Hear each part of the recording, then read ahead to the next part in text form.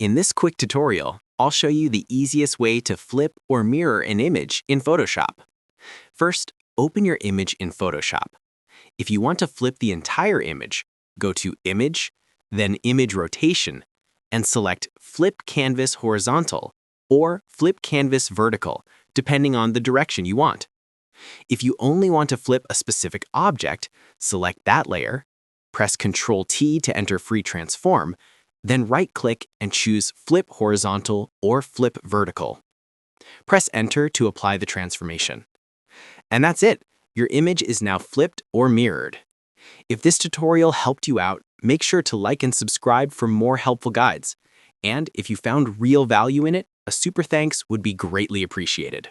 Feel free to reach out if you encounter any issues during the process.